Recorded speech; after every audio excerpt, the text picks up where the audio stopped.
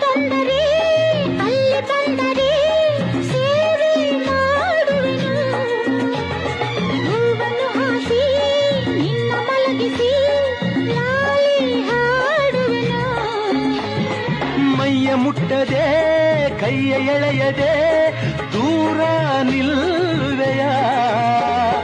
ನನ್ನ ನೆಮ್ಮದಿ ಹಾಳು ಮಾಡದೆ ಹೊರಗೆ ಹೋಗುವೆಯ. ಭಾರಿ ಬ್ರಹ್ಮಚಾರಿ ನೀನು ಬಲ್ಲೆಯಲ್ಲ.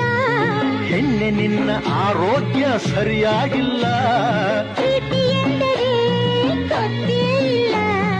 ನನಗೆ ಪ್ರೀತಿಯೇ ಬೇಕಾಗಿಲ್ಲ.